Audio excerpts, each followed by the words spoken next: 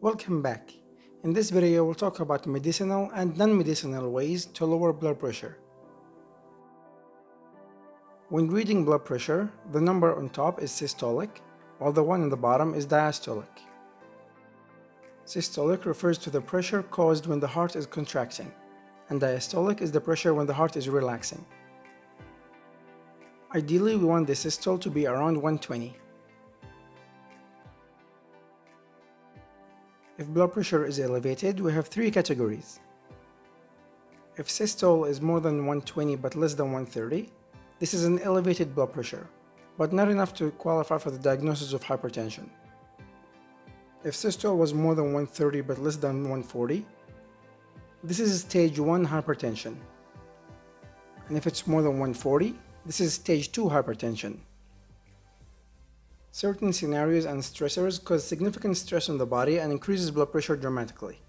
Sometimes blood pressure reaches more than 180, and this is considered hypertensive crisis, especially if there is an end organ damage. Starting off with activities and lifestyle.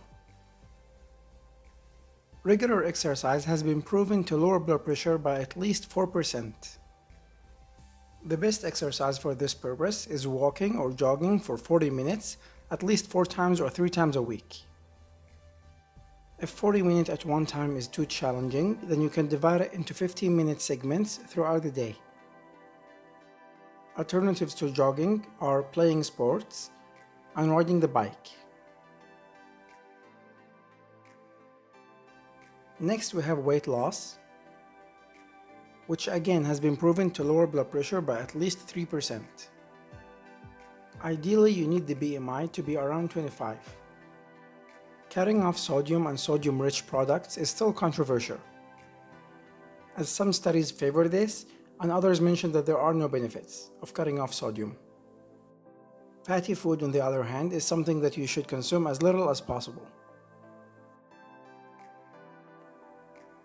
Next, we have smoke cessation. Smoking is a well-known risk factor for atherosclerosis and arterial hardening, which can subsequently lead to hypertension, plus the many other harmful effects of smoking. Next, we have alcohol cessation. There's a very common myth that alcohol, or wine specifically, is good for your health if consumed in small amounts. Unfortunately, this is a myth, as it's been proven time and again that alcohol, even in small amounts, puts the patient at risk of hypertension.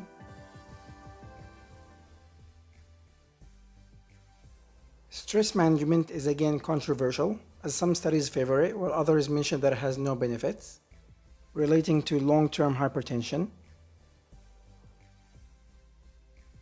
Now let's talk about the medicinal way to lower blood pressure.